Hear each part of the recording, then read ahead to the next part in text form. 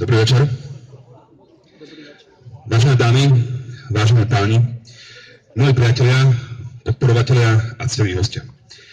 Ďakujem vám, že ste sa dnes napriek miernej nepriazne počasia rozhodli prísť na toto zhromaždenie a svojou účasťou vyjadriť podporu Ukrajine.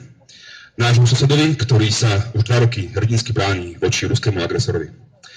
Moje meno je Andrej Klobušník a budem vás prevádzať dnešným podujatím, ktoré zorganizovalo občianske združenie Reska Sovia a občianská iniciatíva Poznaj a pamätaj.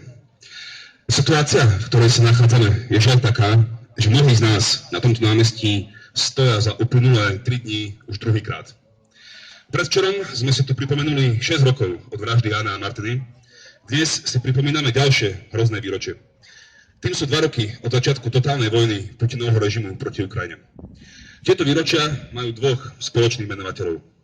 Prvým je, že Ján Kuciak, rovnako ako už 100 000 ukrajinských obrancov, prišli o život, lebo chránili slobodu, pravdu, spravodlivosť a bezpečie, ktoré si my na Slovensku užívame. Inými slovami, bojovali a zomreli aj za nás. Druhým spoločným faktorom je naša domáca politická situácia, ktoré dominujú tí istí ľudia, ktorí odmietli poskytnúť Jánovi Kuciakovi ochranu, keď ju žiadal, ktorí ovplyvňovali vyšetrovanie vraždy, šírili konšpiračné teórie a budovali korupčný systém, ktorý v prvom rade túto vraždu umožnil.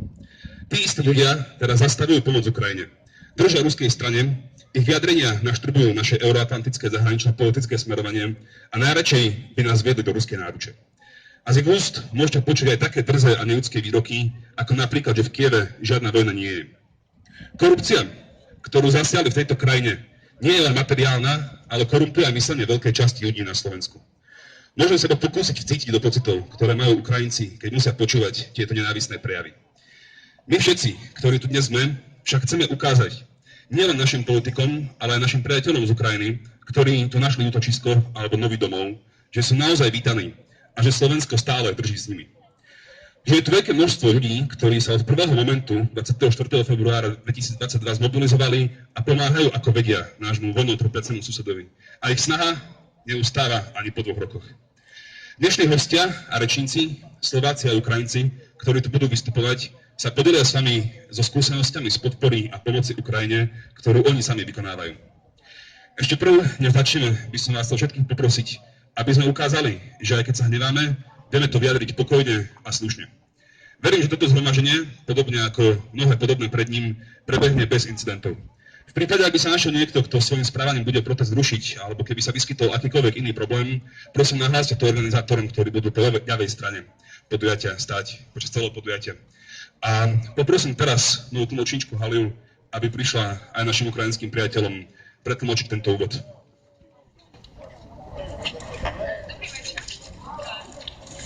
Вибачте, буде не так гладко, тому що я цей текст побачила оце лише, і не буде все. І, звичайно, я дуже так коротко про це, про те, що казав Андрій. Так, вітаю всіх, хто тут зібрався. Дякуємо за те, що сьогодні, незважаючи на погоду, всі вирішили прийти на це зібрання і своєю участю висловити підтримку Україні, нашому сусіду, який геройськи протистоїть руському агресорові. Мене звуть Андрій Клобушнік, і я буду супроводжувати цей захід, який організувала громадська організація Реска Совія і громадська ініціатива «Познай, а пам'ятай». Дізнайся і пам'ятай. Ситуація, в якій ми знаходимося, на жаль, є така, що багато хто з нас на цій площі збираються вже за останні 3 дні вдруге.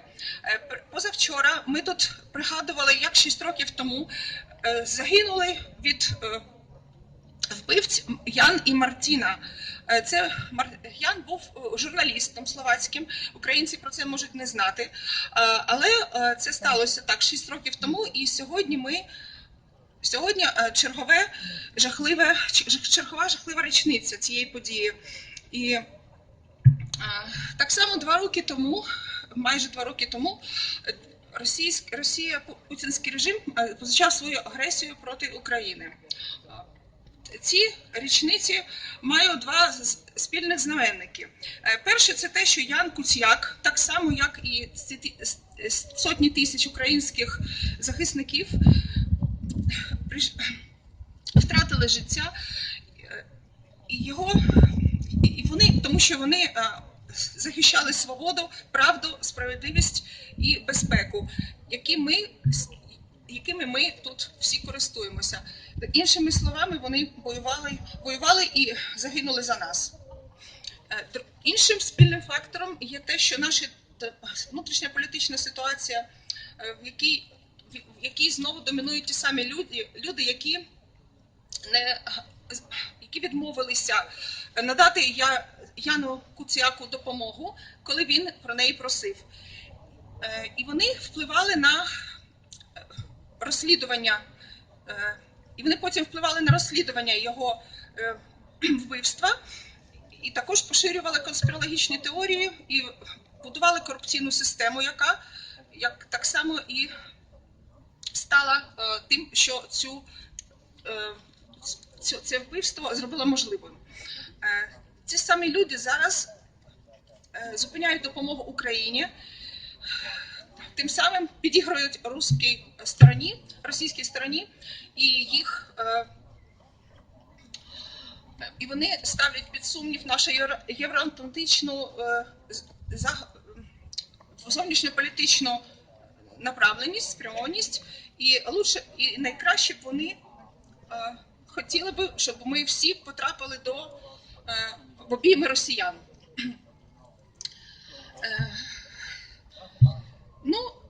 Вибачте, будь ласка, я просто дійсно все перекладаю, що бачу, але я думаю, що я не буду це робити далі, тому що ми зрозуміли, про що зараз йдеться словакам, що в них дуже тривожна ситуація в політиці, вони дуже вболівають за нас, тому що вони розуміють, що вони так само знаходяться під великою загрозою, вони цього не хочуть, тому ми тут, можна сказати, об'єднуємося разом в спільній меті. Дякую за увагу.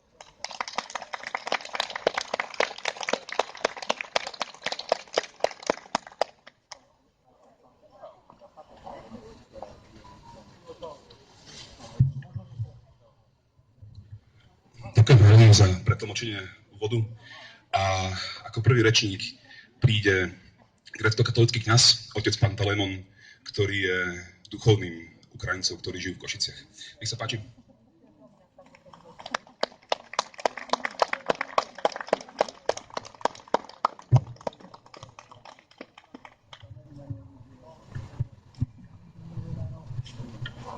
Слава Ісусу Христу!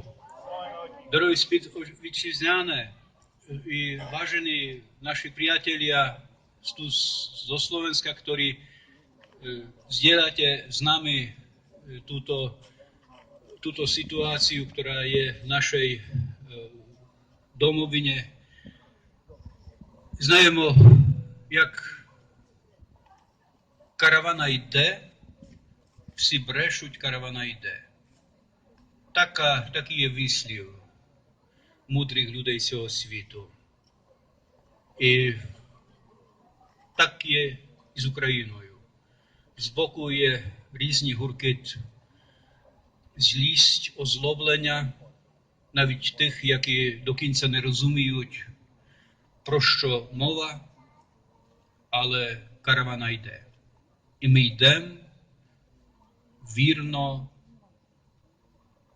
разом. І як би то було, якби ми не мали духа віри і молитви. Нас це несе. Коли я заходив до хлопців на фронт, то багато з них є повні віри. Розуміють, що без віри вони би не мали тої сили перемогти. Ми тут тримаємо цей фланг молитви, бо вона необхідна.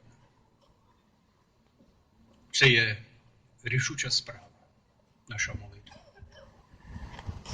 Також і завтра синод єпископів Української греко-католицької церкви та синод єпископів Української православної церкви дав таку вказівку.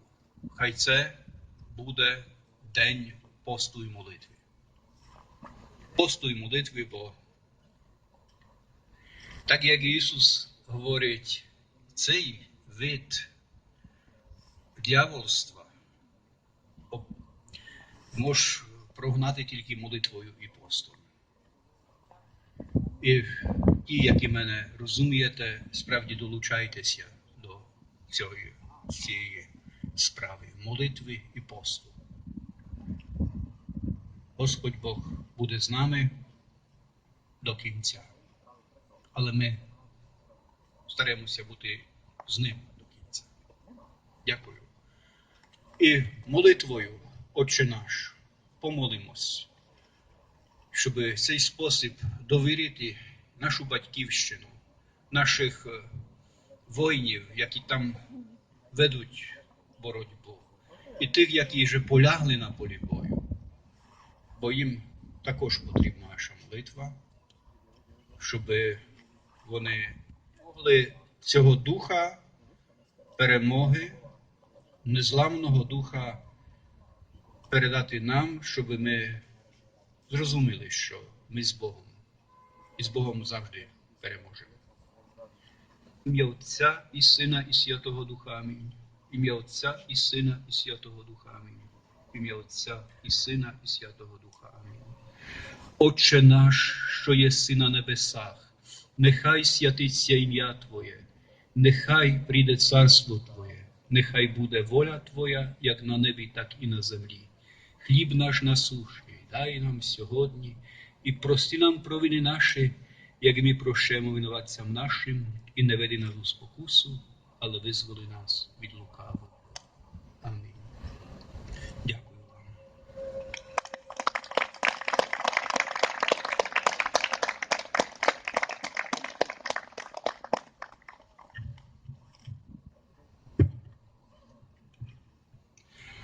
Ďalší rečník, ktorý prijal naše pozvanie na to, aby dnes vystúpil, je Karel Hirman. Karel Hirman je konzultant v oblasti energetiky, bývalý minister hospodárstva Slovenskej republiky ako nestraník vo vláde Eduarda Hegera a taktiež bývalý člen týmu európskych poradcov ukrajinskej vlády Volodymyra Hrojsmana pod vedením Ivana Mikloša. Takže poprosím pána Hirmana.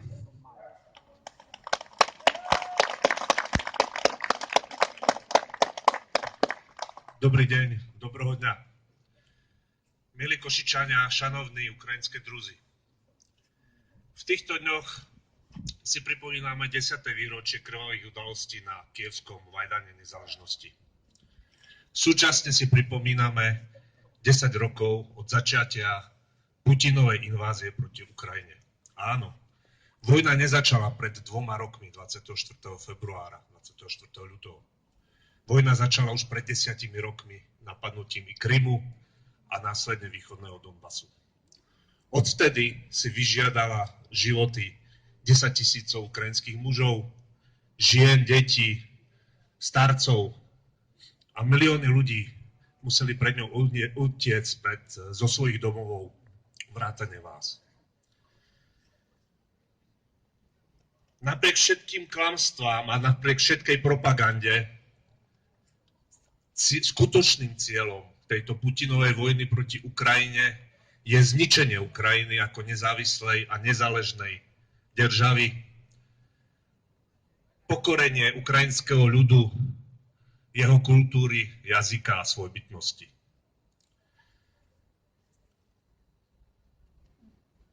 Anexia Krymu a ako útok na Ukrajinu však bol aj útokom proti mierovému a svetovému usporiadaniu tak, ako ho poznáme po druhej svetovej vojne. Poriadku, ktorého pilierom bola nedotknuteľnosť medzinárodne uznaných hraníc a suverenity štátov. Samotné Rusko, pripomínam, podpísalo minimálne 3 medzinárodné dohody, v ktorých garantovalo alebo uznalo nezávislosť, suverenitu a rešpekt voči Ukrajine a jej hraniciam tak, ako vznikli po rozpade Sovietskeho zväzu. Prvá bola dohoda o vzniku spoločenstva nezávislých štátov, podpísaná medzi Ruskom, Bieloruskom a Ukrajinou. Ďalšou bolo tzv. Budapešťanské memorandum z decembra 1994, v ktorom sa Ukrajina vzdala svojho ohromného jadrového zbrojného potenciálu výmenou za garancie jej územnej celistvosti, nezávislosti a garancie jej hraníc. A tými garantami boli, aspoň asi stále mali byť, 3 svetové veľmoci. Spojené štáty, Veľká Británia a Rusko. A k tomuto memorandu sa potom ešte pripojili Francúzi, Čína a vtedajšie Európske spoločenstvo. A treťou takouto dohodou bola, alebo je, dohoda o mierovom spolunažívaní a susedstve medzi Ruskom a Ukrajinou. Putin všetky tieto medzinárodné dohody a záväzky Ruska hodil do koša. A preto tým, že narušil tento medzinárodný poriadok, vlastne vojna proti Ukrajine je vojnou aj proti nám všetkým. Ohrozuje stabilitu a mier v celej Európe a aj u nás na Slovensku. Už aj kvôli tomu, že Slovensko je ešte mladší štát ako Ukrajina, to si málo kto u nás uvedomuje. A garancie, ktoré máme my, svojej zvrchovanosti a svojich hraníc, vlastne vyplývajú z podobných medzinárodných dokumentov OSN ako Ukrajiny. Ak boli pošľapané voči Ukrajine, tak veľmi ľahko zajtra môžu byť pošľapané voči Slovensku. A práve preto, aj preto, je boj Ukrajiny a boj o ukrajinskú štátnosť, nezávislosť, o stabilitu jej hraníc aj našim bojom. A každý, kto spochybňuje pomoc Ukrajine, každý, kto ju blokuje, každý, kto hovorí o tom, že však sa nejak dohodnú o území Ukrajiny, vlastne ide proti záujmom tejto krajiny takisto, proti Slovensku, proti občanom Slovenska, proti mierovému a pokojnému spolunažívaniu aj u nás. Preto musíme podporovať Ukrajinu, preto podpora Ukrajiny je v životnom, elementárnom záujme nás všetkých na Slovensku aj tu v Košiciach. Ďakujem za pozornosť a sláva Ukrajine.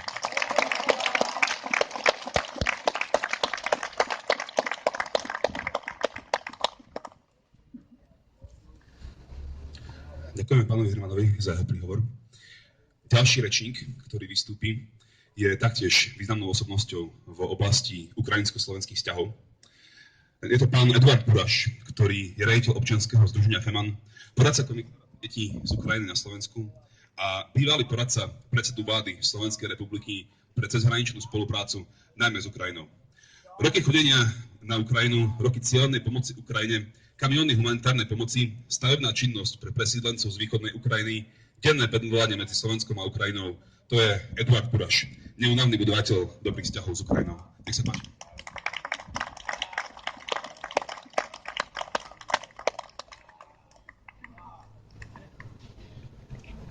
Pekný večer prajem všetkým, ktorí ste prišli a našli si čas prísť na to podujatie, ktoré zajtra bude mať 2 roky tomu, čo začala vojna na Ukrajine. A ja si pamätám na prvý deň, keď 24. ráno ma volali z Charkova a povedali, že Eduard, napadli nás. 25. sme v Košiciach založili SOS Ukrajina 22 a 27. sme doviezli prvý kamión humanitárnej pomoci pred administratívu v meste Užhorod, pretože tam bolo veľmi veľa ľudí a potrebovali jedlo. Ale chcem pokračovať v tom, čo povedal kolega, priateľ Karol Hirman, ktorému som mal možnosť robiť takisto poradcu pre energetiku na Ukrajinu, že vojna je strašné zlo. Strašné zlo. A chcem vám len povedať niekoľko údajov, ktoré sa nemáte možnosť kde dozvedieť a o ktorých Ukrajinci vedia, ale ťažko sa im o tom rozpráva. Pretože týka sa to ich národa, týka sa to detí, týka sa to ich mužov, týka sa to ich synov. Keď som bol v Kyjeve v decembri, 5. decembra a mal som možnosť navštíviť konferenciu o deťoch na Ukrajine, tak som si zapamätal 2 údaje. Ja som im ich doniesol aj pre vás, pretože je dátum 24.10.2023. 19 546 detí bolo vyvezených z oblasti Donbasu, Donecka a Krymu do Ruska. Z toho bolo 4 000 detí sirvot a detí zbavených rodičovských práv. To druhé číslo je ešte horšie. Viete, koľko má Bratislava obyvateľov? Okolo 400 000. Keď sa vrátim k tomu prvému číslu, tak jedna mestská časť detí bola vyvezená. A poviem vám to druhé číslo. 744 000 detí potvrdila Ruská federácia, že zavliekla na Ukrajinu, ale nepovedala kam a nepovedala v akom veku. Ak to mám prečítať po ukrajinsky, Rasia підтверджує, що вивезла 744 000 українських дітей, але списків цих дітей нам не надає. O čom rozprávame? O tom, že nemáme deti? Že máme rodičia detí, ktorí ich nevidia? Ak už máme a neveríme tomu, že je vojna, nemali by sme pomáhať deťom? Pozrite sa, viete, čo je toto? Toto je okopová sviečka, ktorá je krabička z kukurice alebo z hrášku, keď to gazdinky poznajú.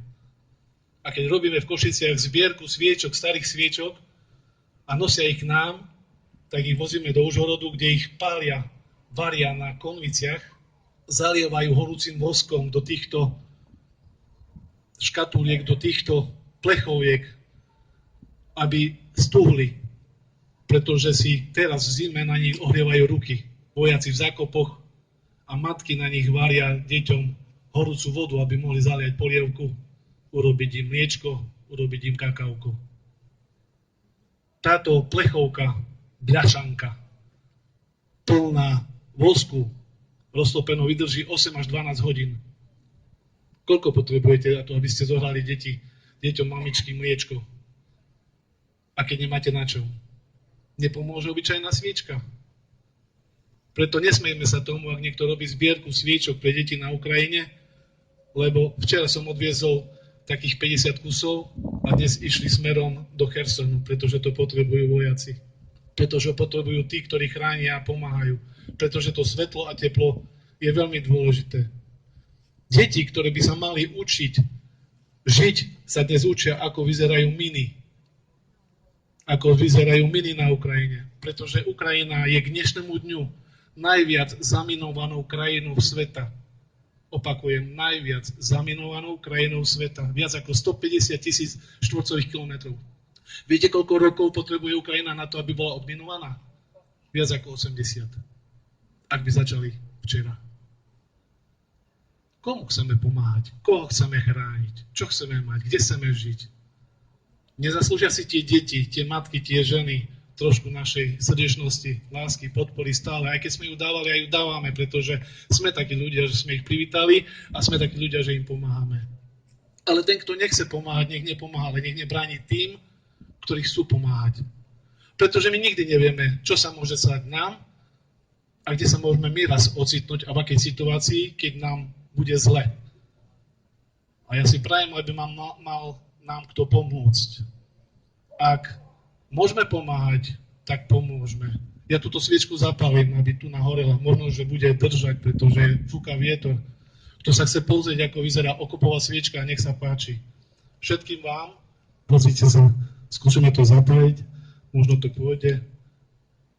Dajte si ju do rúk, ona vás zohreje. Dnes, keď tí chlapi mrznú, keď nemajú ponožky, keď nemajú čo si obliecť, tam sú tie ženy, ktoré šijú v Košiciach, pletu rukavice, ponožky, žinky, tak je. Robíme? Nosky šijúca. Pretože pomáhajú svojim pomáhajú a za to im patrí srdečná vďaka, napriek tomu, že sa im ťažko žije, ťažko dýchá, robotu nemajú, ubytovanie je znižené a tak ďalej, ale chodia aj z tých úst odoberú a dajú, aby si pomohli.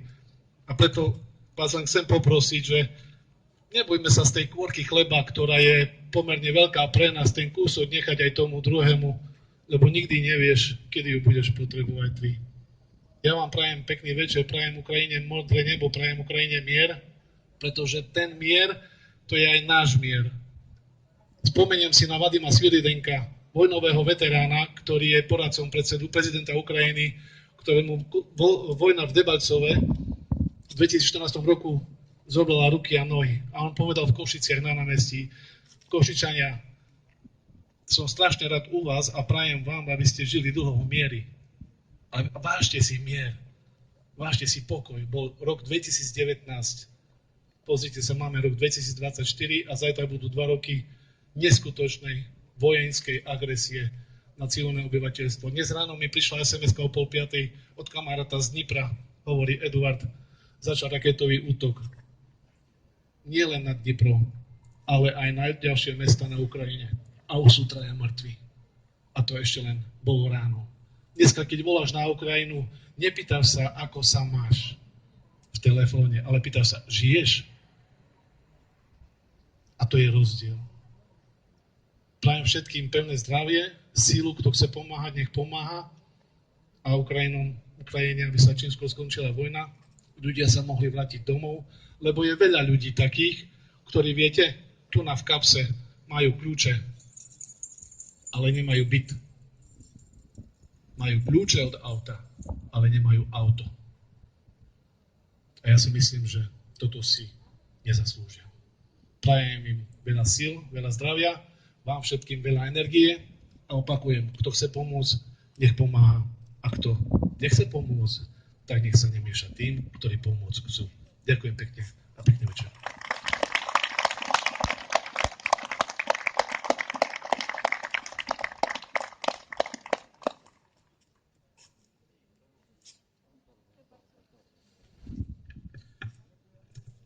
Ďakujem pánovi Burašovi za jeho príhovor. Nasleduje hudobný predel v podaní speváckeho súboru Ukrajinské spívanky, o ktorom vám viacej povie ich vedúca Olena Toukač. Nech sa páči.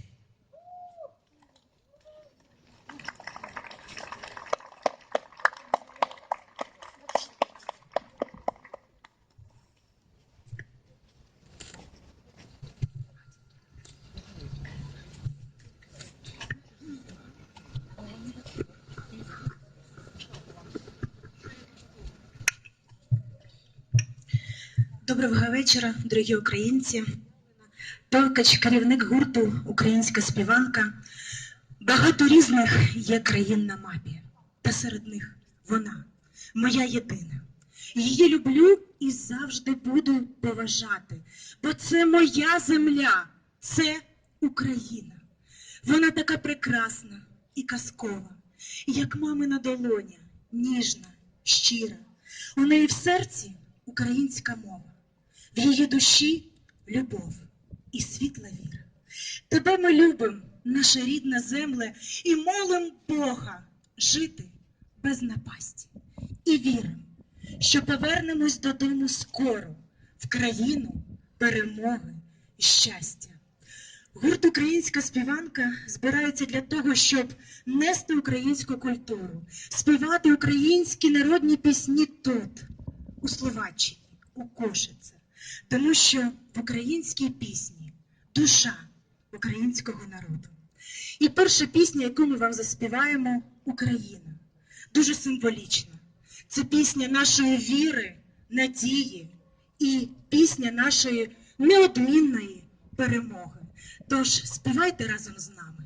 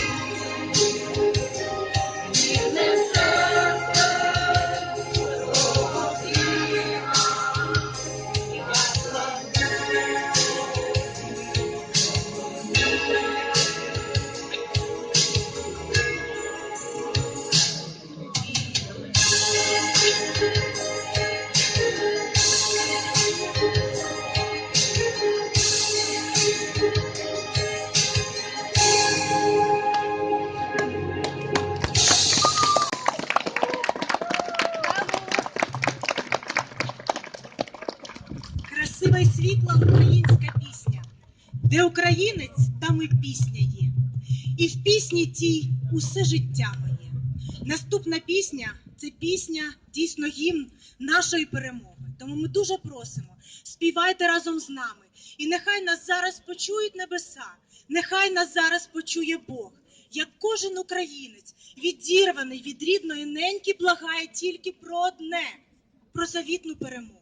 І тільки нашою вірою, нашими руками ми можемо її досягти.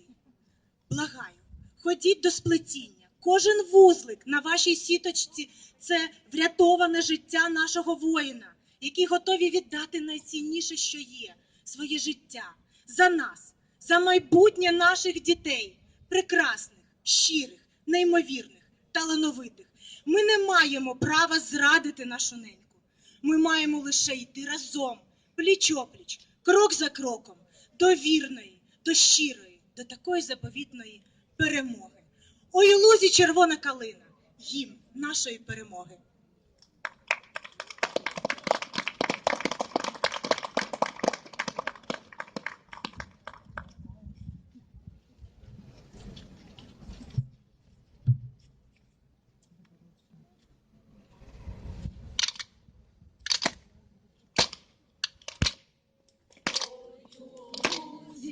Червона калина похилилася,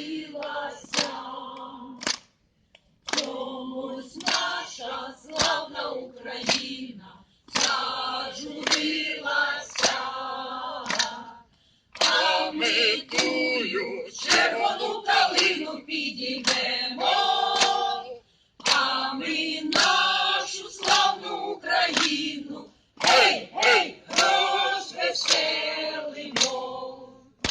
Хилися, червона калина, маєш вільний цвіт.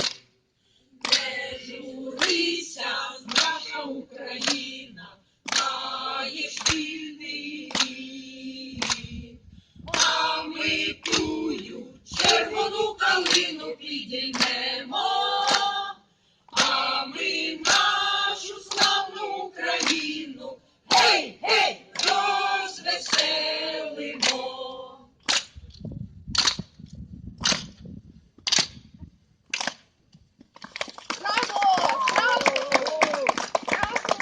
Дякуємо вам за підтримку. Дякуємо нашим друзям-словакам за все неймовірне, що ви для нас робите. Низький уклін за те, що ви разом з нами. Дякуємо. Гурт «Українська співанка».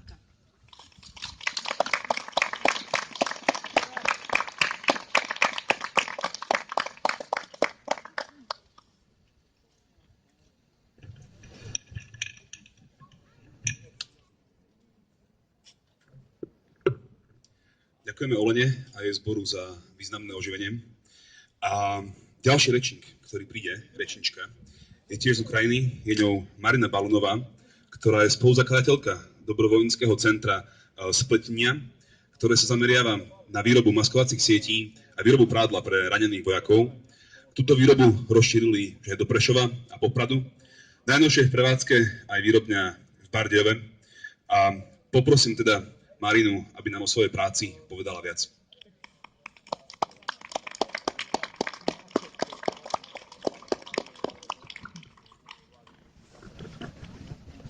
Добрий вечір. Dnes chcela by som začať vďakou. Vďakou Slovensku a všetkým iným štátom, ktorí prijali k sebe Ukrajincov, ktorí im pomáhajú a podporujú ich od prvých dní aj do teraz. Chcela by som začať vďakou Slovákom a ľuďom iných štátov, ktorí stále pomáhajú Ukrajincom. Chcela by hovoriť aj o vďake za takú možnosť, za možnosť pre všetkých nás žiť, za možnosť pre všetkých nás byť v bezpečí, pre našich detí, čo je najcennejšie pre nás byť v tom bezpečí. Ďakujem krásne za možnosť byť tu, pracovať, študovať a za možnosť stať užitočnými pre našu krajinu a pre všetkých Ukrajincov, ktorí teraz tam, ktorí bojujú, ktorí musia žiť v tej vojne, v tom strachu. Čo by chcela povedať o našej práci? Sme dobrovoľnícky center spletenia. Po slovensky to znamená prepletenie. Náš center spája Ukrajincov aj Slovákov. On spája aktívnych ľudí, ktorí chcú stále pomáhať. My sa nachádzame v radnice Starého mesta na Hviezdeslavovo 7 a naše dvery sú otvorení vždy pre každého od 9 ráno do 7 večer od ponedeľka po piatkov. Aj tešíme sa na každého, kto chcel by nás podporiť. Hoci ako, aspoň aj dobrým slovom. My pletieme maskovacie sieti. To je základ pre našich vojakov.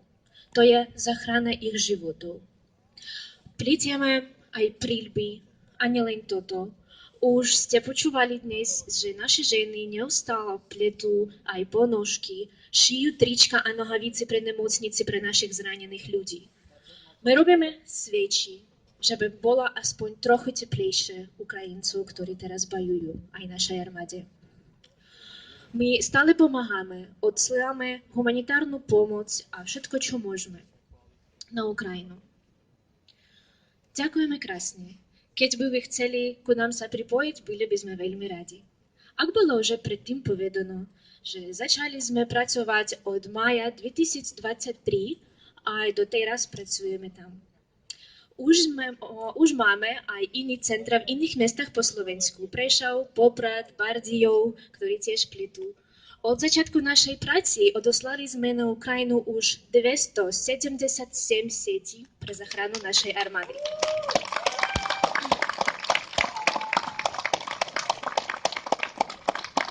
Ďakujem.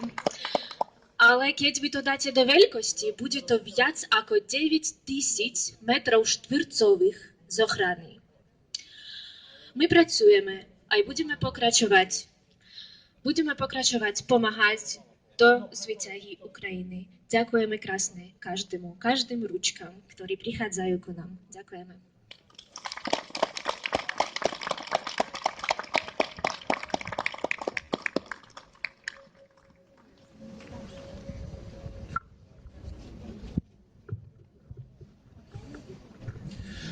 Pred 6 rokmi, 21. februára 2018, vstúpil vrah do domu vo Veľkej Mači s cieľom zabiť investigatívneho novinára Jána Kuciaka. Vedel však, že v dome je aj jeho snúbenica Martina Kušnírová. Obeťou sa stala aj ona. Odsúdením samotného strelca sa však, aspoň podľa súdu, jej prípad skončil a z ďalšieho pojednávania s objednávateľmi vraždy ju vylúčili. Mama zavraždenej Martiny Kušnírovej z Latica hovorí aj o tom, ako by podľa nej pohyby v slovenskej politike a spoločnosti vnímala jej dcéra. Pani Kušnírová v dnešnom príspevku rozpovie súvis vraždy jej dcéry a dnešnej vojny na Ukrajine. Nech sa páči.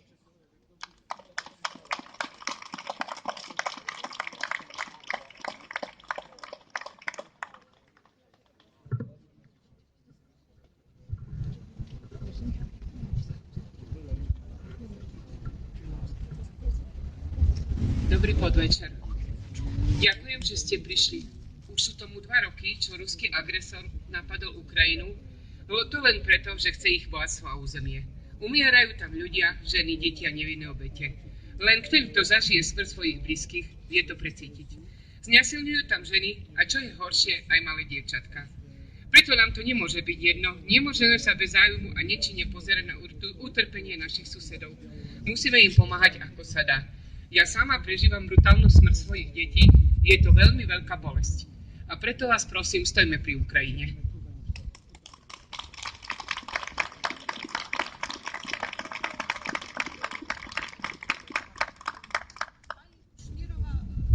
Пані Кушнірова, це мама загиблої нареченої журналіста, про якого сьогодні йшла мова. Вона хотіла сказати нам, що вже 2 роки, як російський агресор напав на Україну, і це лише тому, що хоче багатство і територію України. Вмирають в Україні люди, діти, жінки, діти і невинні жертви. І лише той, хто пережив смерть найближчих людей, він може це відчути. Вони роблять різні злочини, вони знасильнюють жінок і ще гірше маленьких дівчат. Тому нам не може бути байдуже, не можемо без зацікавленості і бездіяльно дивитися на страждання наших сусідів. Ми мусимо їм допомагати як тільки можемо, і я сама переживаю страшенну, жахливу смерть своїх дітей, і це невимовний біль. Тому ми підтримуємо Україну.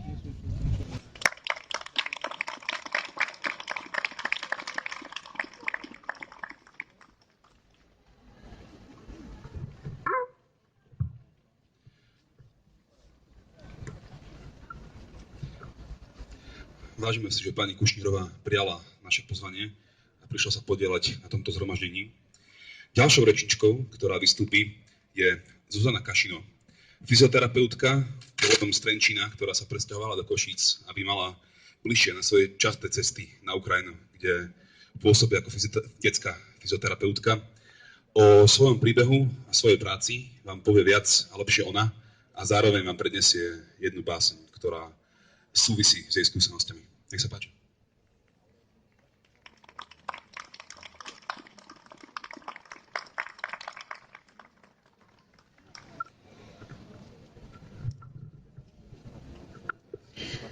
Dobrý večer. Áno, som detský fyzioterapeut a jazdím už od začiatku vojny na Ukrajinu do detského domova v Svaliave a aktuálne jazdím aj na frontovú líniu ako žurnalista, aby som prinášala na Slovensko príbehy ľudí, ktorí žijú na frontovej línii, príbehy detí, ktoré tam sú, zostávajú tam, lebo nemajú na výber. A my musíme vedieť a vidieť a musíme ukázať, ako tie deti tam prežívajú, aké to je ťažké v čase vojny, ako sa nemôžu učiť, ako nemôžu robiť bežné veci, ktoré robíme my úplne normálne. Presťahovala som sa z Trenčína do Košíc, aby som mala bližšie na Ukrajinu. Jazdím tam každý mesiac, do Charkova sa chystám teraz v nedeľu. Vyrazíme s humanitárnou pomocou do Limanu, do rôznych oblastí, Barvinok, Liman, Izium, Slovianska. V Sloviansku máme kňaza otca Andreja, vojnového kaplana, ktorý nám pomáha a je našim kontaktným človekom, ktorý nás kontaktuje nielen s vojakmi, ale samozrejme s civilmi. Pomáhame školám, pomáhame humanitárnym centrám a obyčajným ľuďom.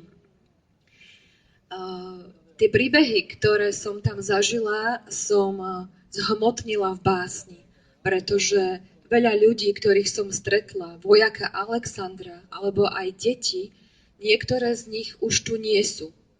Ale to neznamená, že tu neboli a že tu nezostali. Oni tu zostávajú v našich spomienkach, v našich básniach, piesniach a my nikdy nezabudneme. Nikdy nezabudneme. A tak vám prednesiem svoju báseň o deťoch a ľuďoch z Ukrajiny. Buď láska a prisunul mi stoličku. Nechápem, čo mám nápis na tričku, som single? Vážme slova. Začnem znova. Na reťazke krížik nosím, na Ukrajine. Buď láska, je prosím. Buď láskavý. A ja som mala obavy, že tento vojak špinavý ma o slušnostný pripraví. Ale on ma nevnímal. Sklonil hlavu, ticho spomínal. Pri Bachmute pole vzalo našej rote 10 dobrých chlapov, mojich kamarátov.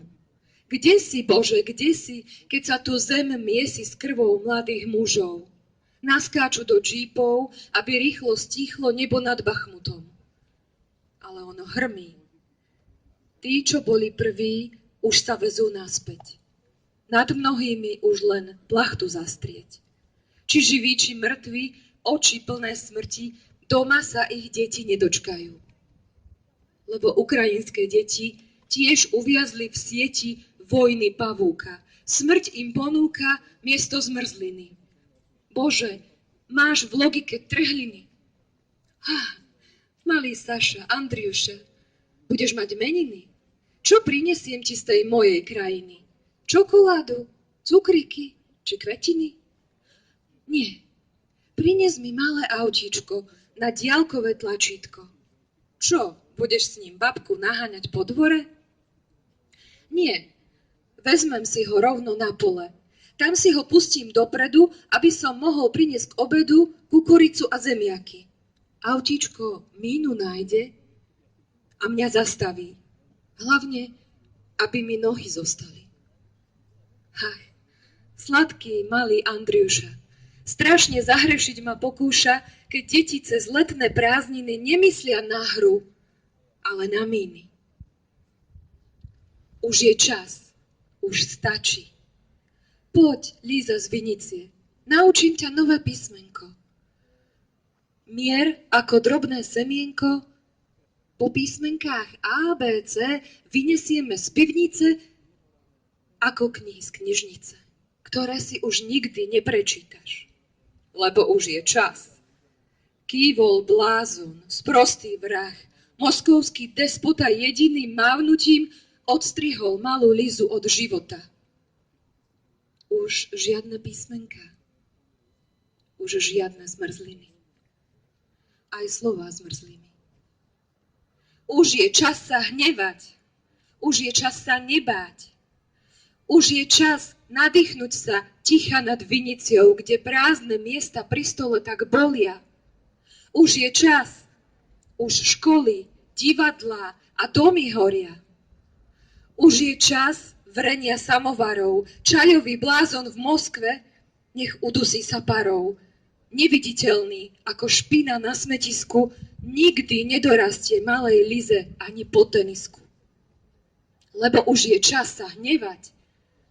Už je ten čas vyspovedať sa z mlčania zapredaní a podlí občania. Už je čas. Poď, Liza, keď budeš poskakovať v oblakoch, daj vedieť, či v nich ozaj býva Boh. Ak áno, pošli mi správu po snehovej vločke, čistej a bez viny. Bez Lizy svet stratil chuť zmrzliny. Už je čas. Už je čas sa hnevať. Už stačí. Boh diabla do kúta tlačí. Už je čas, na poplach bijú zvony. A čo my? Len jednu túžbu v srdci nosím.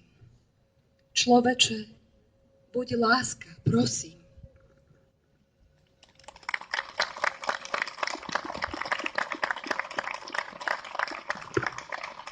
Zuzkinu báseň ešte aj pre našich ukrajinských priateľov stručne pretlmočí Halia. Це була Зузанна Кашина. Вона розповіла спочатку, що вона психотерапевтка. Вона регулярно їздить допомагати в Україну. Вона їде до самої лінії фронту, і вона там зустрічається постійно з людьми, які там живуть, і з нашими солдатами. І про свої враження, скажімо, спогади про це вона розповіла в цьому вірші. Ну, там дійсно багато такого, що просто рве душу. І, наприклад, про дітей, які загинули під час обстрілів. Ми пам'ятаємо ту Лізу малу з Вінниці, яка лише була в такому віці, коли вчаться читати. Вона вчила букви, і її життя перервалося, тому що вона потрапила під обстріл. І таки ще вона передає розмову з дитиною, якого звати Андрійчик, коли йому каже, що б ти хотів отримати як подарунок на день народження, а він їй каже, що я хотів би машинку на дистанційному управлінні, а вона каже, о, ти хочеш поганяти бабусю свою, щоб вона побігала від тебе. Він каже, ні, я хотів би піти з машиною в поле, щоб вона їхала переді мною, і якщо там будуть міни, то щоб вона щоб вони зірвалися, а я принесу на обід з поля щось, картоплю, кукурудзи, але мої ноги залишаться зі мною, що я на цій міні не підірвуся. Ну, тобто, сприйняття того, що стало там для людей реальністю, воно передається в таких віршах, в таких сюжетах, які просто рвуть душу. І те, що, наприклад, вона бачить наших солдатів, яких навіть якщо вони вийшли з бою живими, в них в очах вона бачить лише смерть. І, звичайно, що ці всі події наші вона сприймає дуже глибоко. І ми дуже їй вдячні за те, що вона їздить і допомагає нашим. І розповідає про них словакам.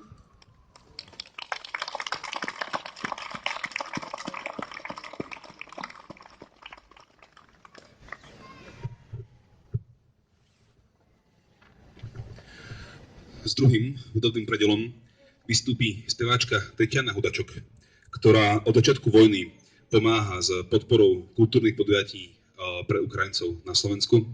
Momentálne pomáha pri liturgii v grécko-katolíckom chráme Narodenia presvätej Bohorodičky na Mojzesovej ulici a príležitostne vystupuje aj na slovenských pódiách. A dnes vám zaspieva skladbu Kyju. Tetiana, nech sa páči.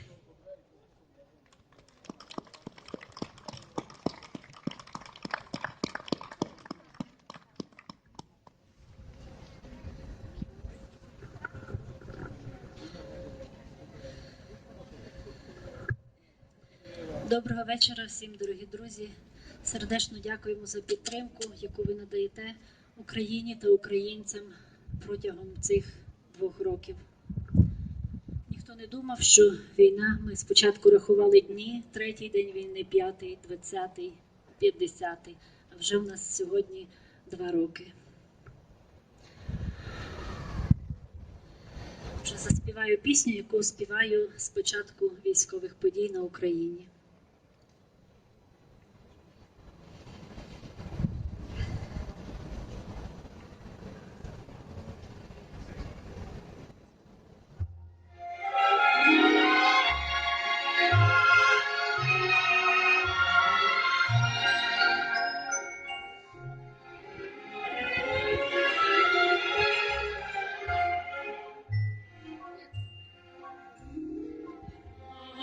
Море зелене, тихий день дора, дорогими для мене стали хвилі Дніпра, де колишуться віки закоханих мрій, як тебе не любити.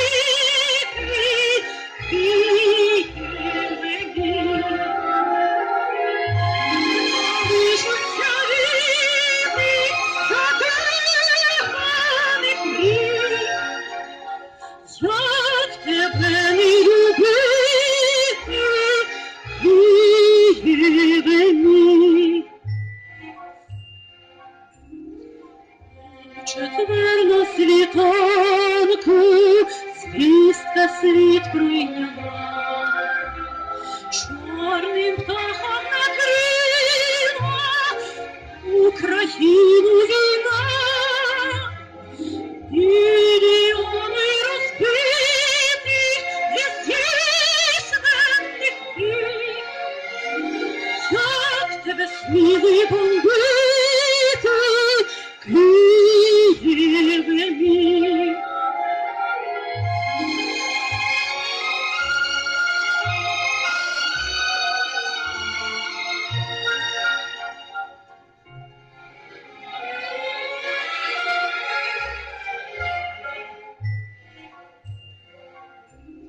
Спить натомлене місто, ракети летять над Дніпром. Десь в укритті на підлозі спить дитя тихим сном. Батько країну боронить, тривога відбій. Як тебе сміли бомбити, Києве мій. Батько країну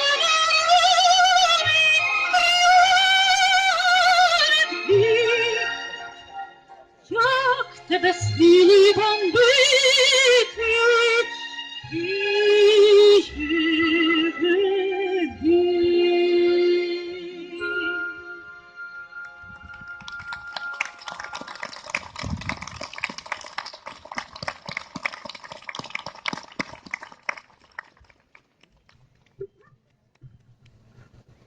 Ďakujeme Tatjane Hudačok.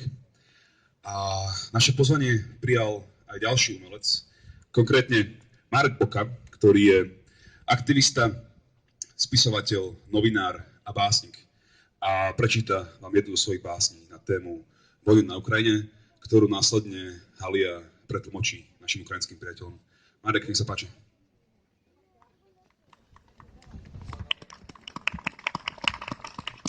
Dobrý večer, priatelia. Nebudem to veľmi zdržiavať, lebo už je nám všetkým zima. Hrozne si vážim všetkých, čo ste prišli. Ja len chcem povedať, že aj s kolegom sme zo Zemplína a za Dargovom, za Košicami začína iný svet.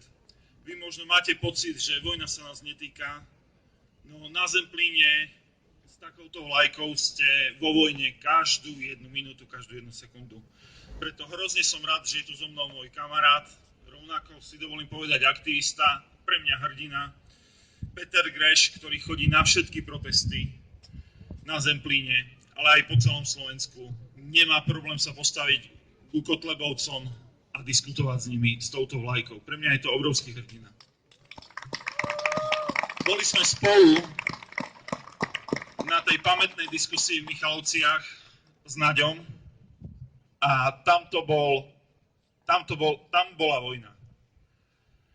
Stovky nahnevaných Michalovčanov, stovky nahnevaných ľudí z celého Slovenska, ktorí sú pomilení, ktorí sa boja, ktorí proste kričali, pľuli na nás, na hosti vpredu. A proste cítil som, že vlastní ľudia ma zradili. No vpredu, v prednom rade boli bratislavské, celoslovenské osobnosti, novinári, aj politici. A tí iba s hrôzou pozerali cez nás dozadu.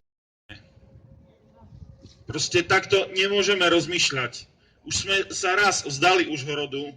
Mám pocit, že dneska, keby boli tanky v Užhorode, že od Dargova na východ, to zase necháme tým Rusom. Berme si od Ukrajiny príklad, ktorá pred vojnou budovala svoj štát, Zelenský budoval cesty a nedá tým Rusom ani jedno mesto, ani jednu dedinku zadarmo. Toto všetko je Slovensko a tam je celá Ukrajina. Berme si od nich príklad. Žiadajme od našich politikov, že v 21. storočí musíme mať tú diaľnicu. Musíme. Tí ľudia pomilení 30 rokov verili v demokraciu, ale bez diaľnici prestali veriť v západné hodnoty. Jednoducho prestali veriť. No a po tej diskusii som vlastne napísal túto báseň, ktorú som de facto ako keby venoval tým ľuďom, ktorí na nás tam pľuli. Ja budem bojovať. Keď ty zakopneš, zodvihnem ťa hneď. Keď zasklesneš, popchnem ti dušu vpred. Keď ty už nebudeš vládať, povzbudím ťa a nedám ti zastaviť. Keď ty v boji spadneš, prídem ťa zachrániť. Ja budem bojovať s každým, kto napadne našu zem. My budeme bojovať. Sami, s tebou, či bez teba. Veď kým žijem, tak bojujem. Za nás, za všetkých, za seba. Jak vraví dakotský kmeň, my budeme bojovať. Dnes je krásny deň za naše sny umierať. Keď ty to vzdáš, ja ubránim front aj za teba. Počkám, kým vyhráš nad svojim démonom a prídeš ma vystriedať. Len spolu dotiahneme náš koráb snov a želaní až do cieľa. Ďakujem vám veľmi pekne a ešte raz by som vám chcel by som poďakovať trom ľuďom, ktorí urobili pre východné Slovensko a pre Ukrajinu extrémne veľa. Jeden je pán Buráš, ktorý vystúpil, ktorý bojuje za ukrajinsko-slovenské vzťahy ešte pred vojnou. Predbehol svoju dobu, už vtedy hovoril, že musíme s Ukrajinou spolupracovať.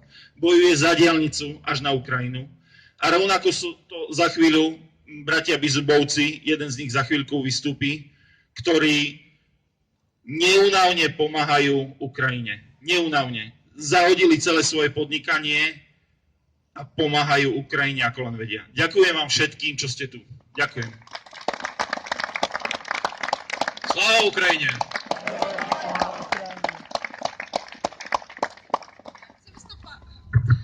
виступав Мартін Бока. Він письменник, активіст, журналіст і поет.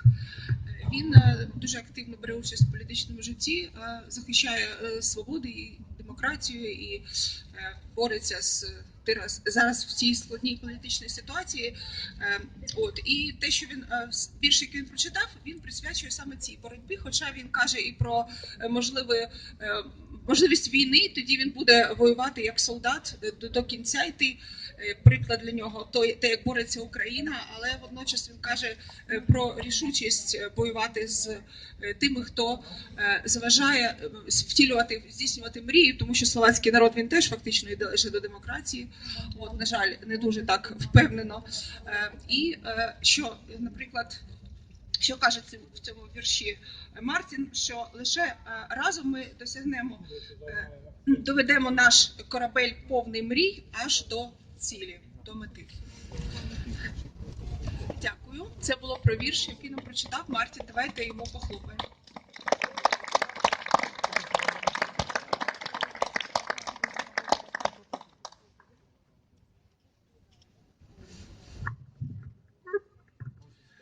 Ďalším vzácnym rečníkom, ktorý prijal naše pozvanie, je už spomínaný Juraj Bizub.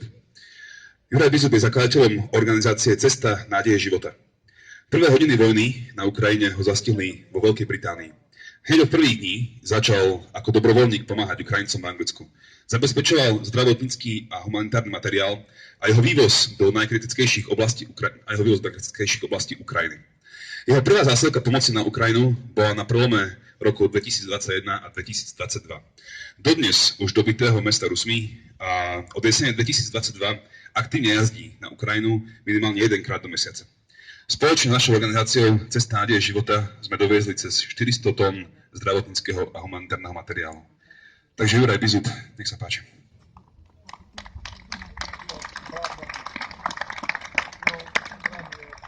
Ďakujem krásne. V roku 2008 Rusi zaútočili na Gruzínsko. Zobrali si 2 regióny. Putin vtedy vyhlásil, že mu nejde o Ukrajinu, že mu nejde o Krym. O 6 rokov na to sme mali zelených mužičkoch na Kryme a následné nepokoje na Donbase. Skončilo to minskými dohodami. V roku 2022 začala 3-dňová špeciálna operácia, ktorá trvá dodnes. Pred niekoľkými týždňami sme mali možnosť vidieť rozhovor amerického novinára s Putinom.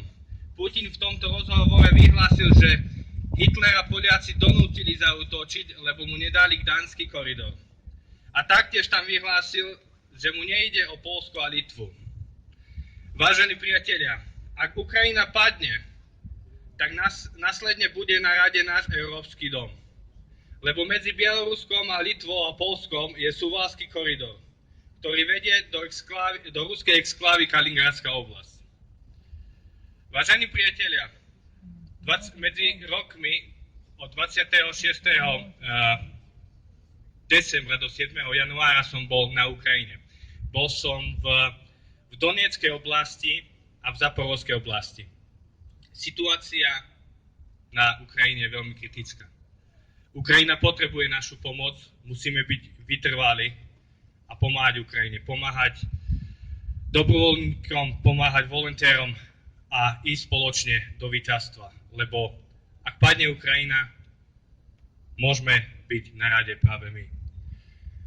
Moje asistentky vám tu dali takéto brožúrky, kde sa môžete dočítať o našich aktivitách, ktoré vytvárame a poprípade nás podporiť. Na budúci týždeň a vlastne aj teraz naša organizácia je momentálne v Trnopolskej oblasti, kde poskytuje zdravotnícky materiál v jednej z nemocníc. A na budúci týždeň, teda nie 27. sa chystáme na ďalšiu výpravu do Krivého Roha a taktiež na Donbas. Takže sláva Ukrajine, razom do promoj, vse bude Ukrajina. Ďakujem.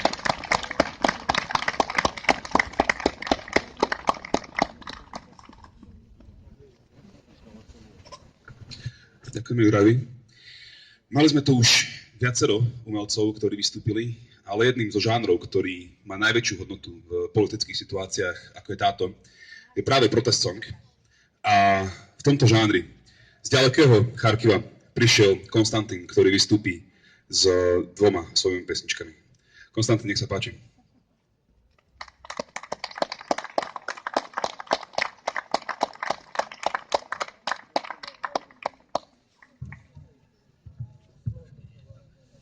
Слава Україні! Фотографії і відео не передають те, що відбувається в Україні. І ті, хто за русню, і ті, хто блокує допомогу Україні, я б запропонував поїхати в Україну і на власні очі подивитися все те, що там відбувається. І, напевно, може, вони б змінили свою думку. Одного ранку, чи на світанку, земля стригнула і раз закипіла наша кров, ракети з неба, колони танків і заревів старий Дніпро.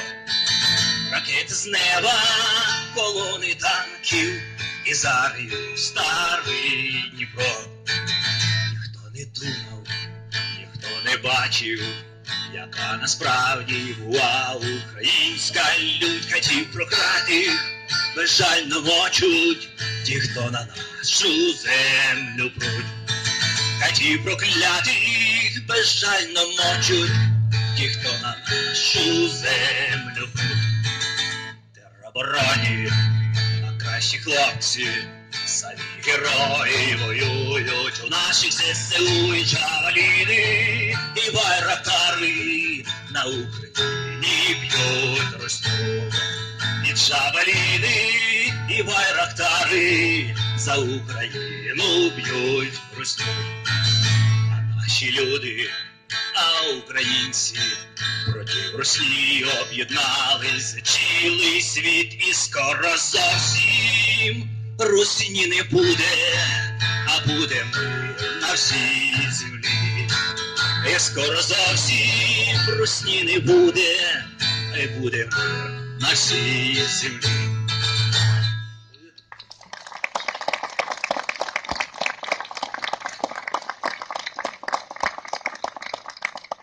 Любі мої діти, мила мамо і тату, я йду на війну нашу землю захищати.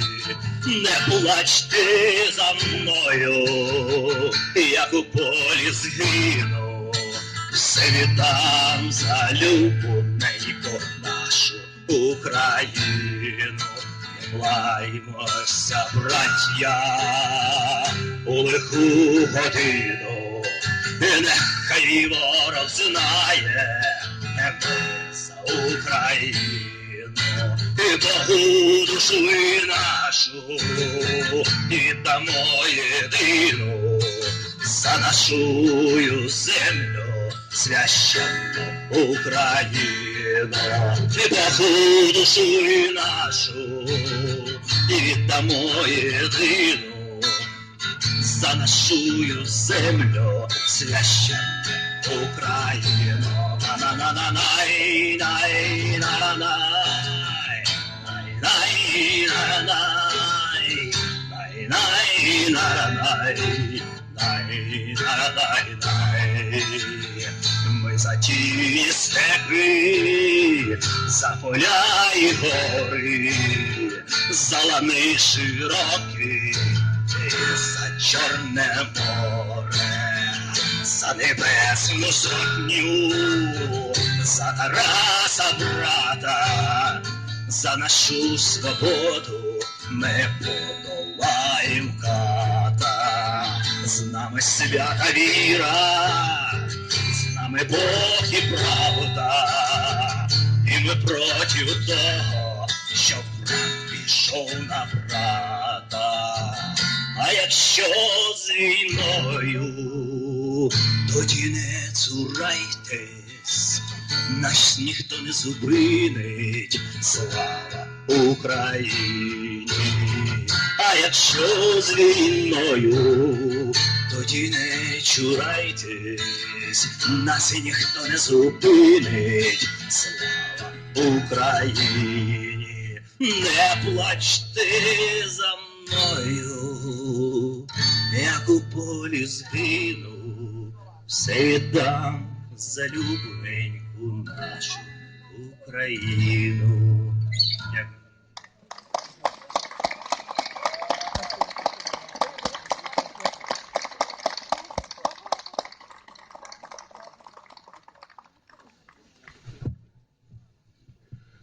Ďakujeme veľmi pekne Konstantinovi za jeho príspevok k nášmu dnešnému zhromaždeniu. A ďalšou významnou osobnosťou pomoci Ukrajine, ktorá prijala naše pozvanie, je Laura Dittel. Výkonná riaditeľka Karpatskej nadácie, ktorá pomáha Ukrajine už od začiatku totálnej vojny. Robí to systematicky, cieľene a premyslene prostredníctvom pomoci utečencom na území Slovenska, ale aj poskytovaním humanitárnej pomoci na Ukrajinu. Pomáha konkrétnym organizáciám a komunitám, kde dokáže meniť životy k lepšiemu. Laura bola s humanitárnou misiou naposledy vo vidieckých častiach Černihivskej oblasti, ďaleko na severe, a viezla tam generátory, lieky, zdravotnícky materiál a potraviny. A o tom vám viacej povie sama.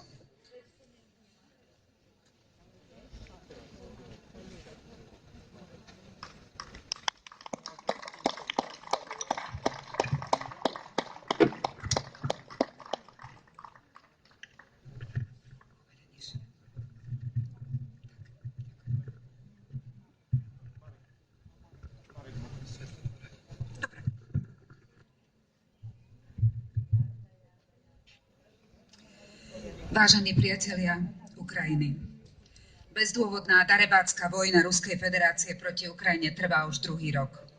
Putinova tzv. Špeciálna operácia mala za cieľ za pár dní obsadiť Kyjev a podmaniť si slobodný a suverénny štát. Toto všetko sa deje v Európe v 21. storočí. Táto vojna vyvolala najväčšiu utečeneckú krízu v Európe od druhej svetovej vojny. Ľudia opúšťali krajinu často s jedinou igelitkou a na hraniciach stáli zástupy prevažne žien a malých detí. Slovensko sa v prvých dňoch vojny zachovalo naozaj príkladne. Bola som na túto krajinu nekonečne hrdá. Množstvo ľudí pomáhalo. Náročnú situáciu na hraniciach zachránili najmä mimovládne organizácie, cirkvi a miestne samosprávy. Tie spoločne pomáhali, nakrmili a zahriali ľudí, ktorí museli čakať v mrazivom počasí, poskytli útočisko a miesto na prenocovanie, ale aj základnú zdravotnícku a psychologickú pomoc. Mnohé organizácie koordinovali situáciu a prispievali k bezproblémovej logistike celej tejto náročnej operácie. Som tu tak trochu dnes v mene týchto mimovládnych organizácií, ktoré Ukrajine, ale aj tu na Slovensku pomáhali a stále pomáhajú Ukrajinkám a Ukrajincom.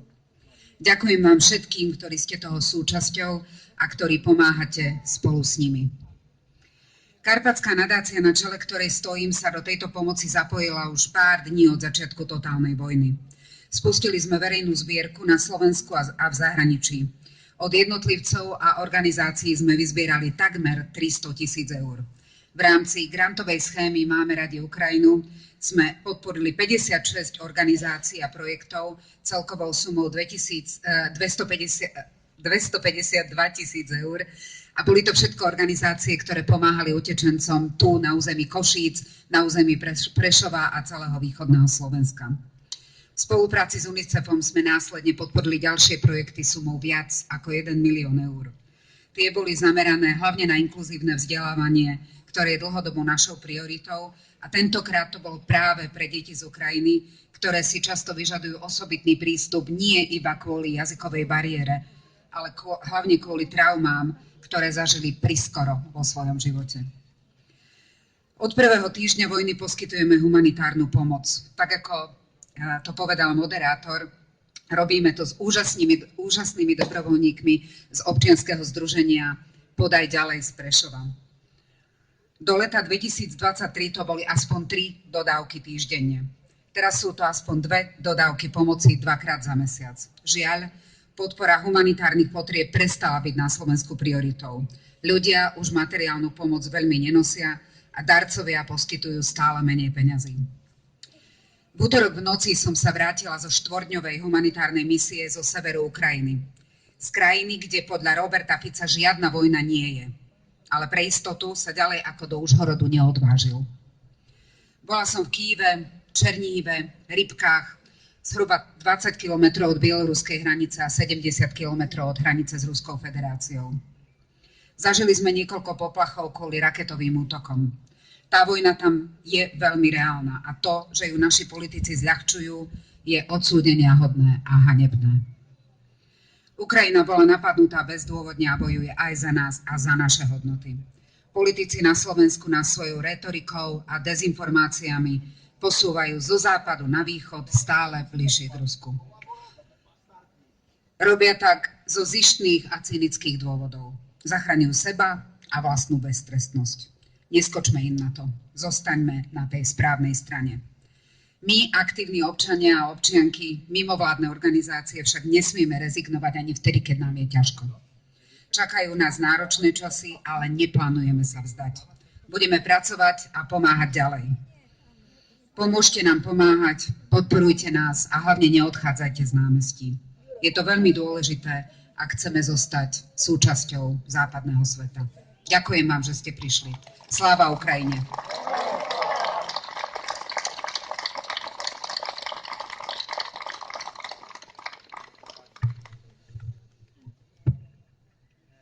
Ďakujem pani Laureditel za to, že prišla druhýkrát už tento týždeň do Košíc a s tým istým dôvodom rečniť na zhromaždení. Čakajú nás už iba dvaja rečníci a nasleduje Lucy Ellie, dobrovoľníčka a aktivistka, ktorá vám porozpráva príbeh dobrovoľníkov na Ukrajine. Nech sa páči, Lucy.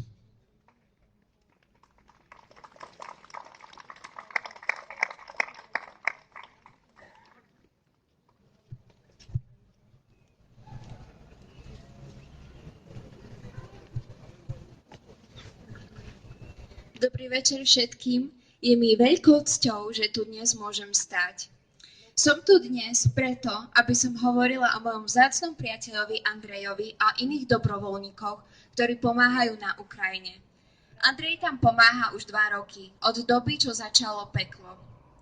Veríme v to, že pomoc ľudí je nevyhnutná. Naozaj to, čo dennodenne zažívajú, riskujú svoje životy, aby pomohli ľuďom, ktorých ani nepoznajú.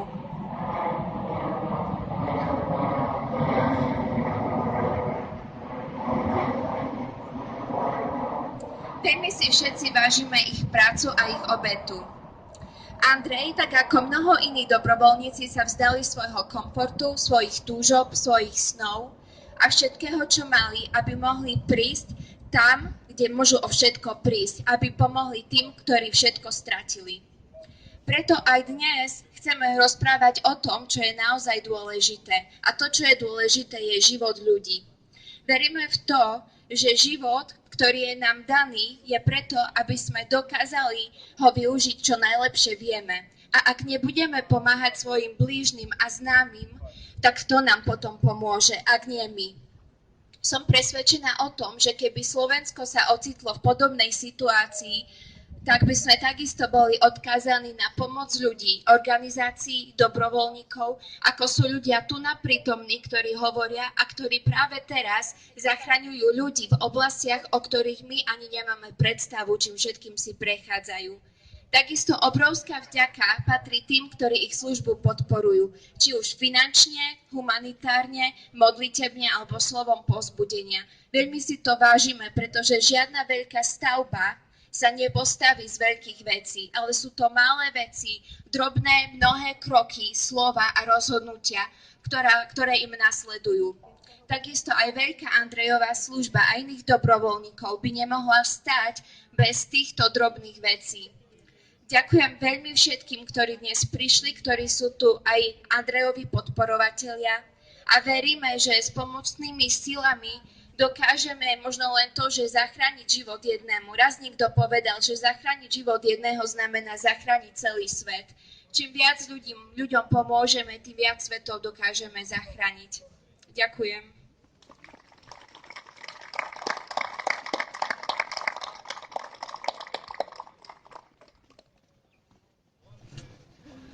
naším posledným je jeden z organizátorov dnešného podujatia, aktivista a advokát Roman Frnčo.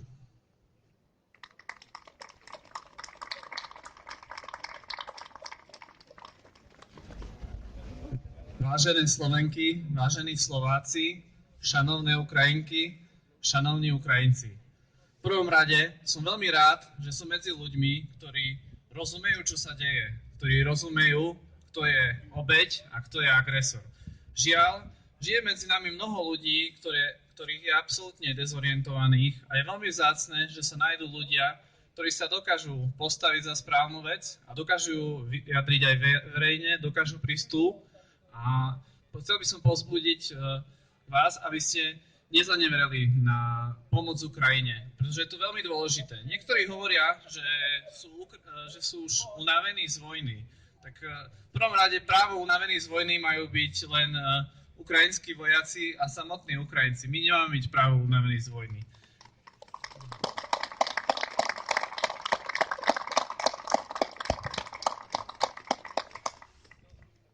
Ďalej by som sa na tomto mieste chcel prihovoriť aj k tým, ktorí tu nie sú a možno by to aj mali byť. Žiaľ, keď sa rozprávam s ľuďmi, ktorí sú aj vzdelaní, aj inteligentní, aj títo sú často dezorientovaní a nerozumejú, že čo sa práve deje. Nerozumejú tomu, že Ukrajina nebojuje len sama za seba, ale bojuje za celý slobodný svet. Bojuje proti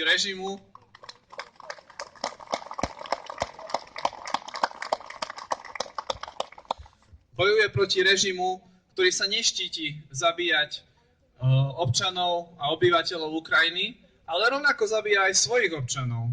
Nežijeme vo svete, kedy zase sa svet rozdeľuje na dve časti. Na časti, ktorá je demokratická a ktorá je slobodná, a na časti, kde opätovne rastá autoritarizmus. Na časti, ktorej sloboda už nebude. A práve preto je dôležité, aby sme Ukrajine vyslali signál, že my stojíme za ňou a budeme stať za ňou. História nás totiž to učí, že diktátorom nemôžeme ustupovať. My, Čechoslováci, si veľmi dobre pamätáme, ako dopadol mnichovský diktát a že jednoducho Hitler sa neuspokojil s tým, ak sme mu odstúpili časť územia. A rovnako toto nefunguje, ani nebude fungovať s Putinom, ani s žiadnym iným diktátorom, ktorý by sa objavil na svete. Takže musíme podporovať Ukrajinu a stretneme sa tu aj o rok, aj o 2, aj o 3, keď bude potrebné. Šanovní Ukrajinci, ja vám хочу сказати, що я задоволений, що ви тут, а ми будемо вас підтримувати тільки скільки буде потрібно. Дякуємо вам. Слава Україні! Україна понад! Дякую.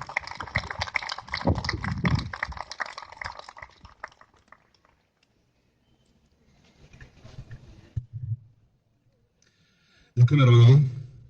A moji priatelia, dospeli sme ku koncu dnešného programu, dnešného podujatia. Veríme, že sme si pripomenuli a priblížili realitu na Ukrajine, ktorej pätinu územia okupuje ruský agresor. Pácha vojenské zločiny a zločiny proti ľudskosti na celom území Ukrajiny. A verím, že sme si po dnešku bližší a spoločne pomôžeme víťazstvo Ukrajiny nad ruskými teroristami a teroristom Putinom a jeho zločineckou armádou. Sláva Ukrajine! A na záver zaspievame ukrajinskú aj slovenskú hymnu. A poprosím všetkých rečníkov, ktorí dnes boli, aby prišli ku mne na pódium.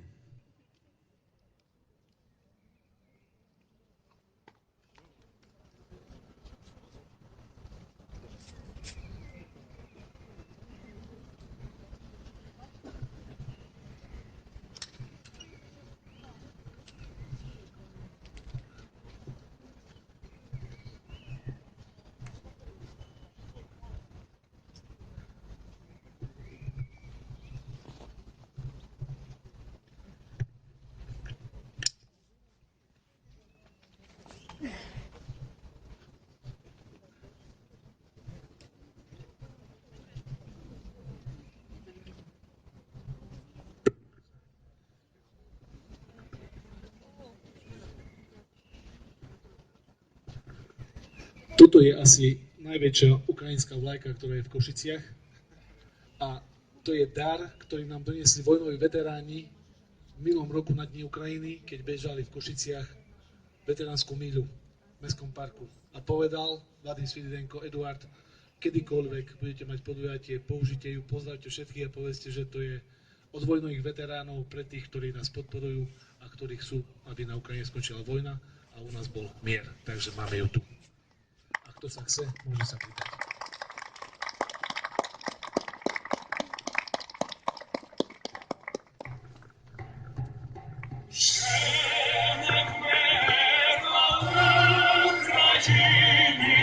Ні слава, ні воля, ще нам, браття українці, усміхнеться доля. Згинуть наші вороженьки, як роса на сонці. Запануємо, браття, у своїй сторонці. Душу й тіло ми положим за нашу свободу і покажем, що ми браття козацького роду. Душу й тіло ми положим за нашу свободу і покажем, що ми браття козацького роду.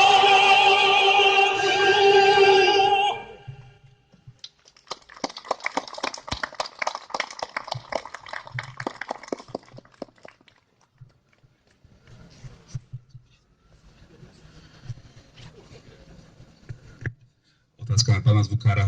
Bude hymna aj slovenská so zvučením, alebo to dáme sami?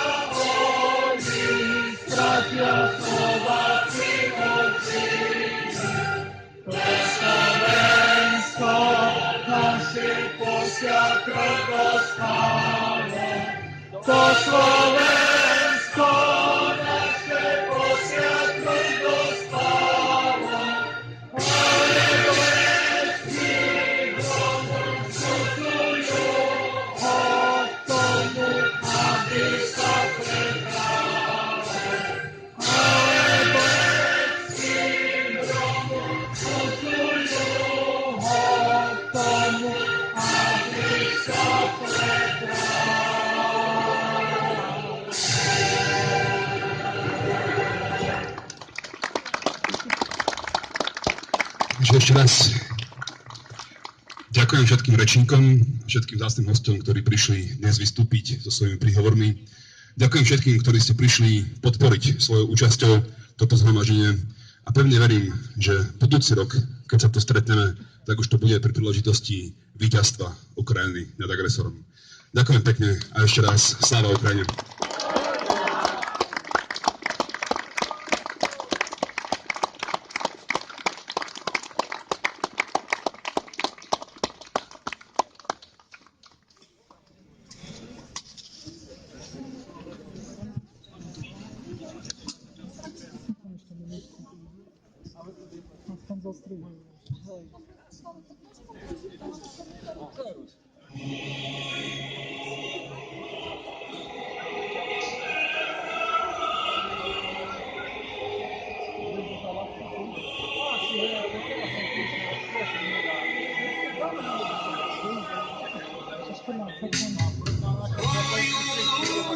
Червона калина похилилася,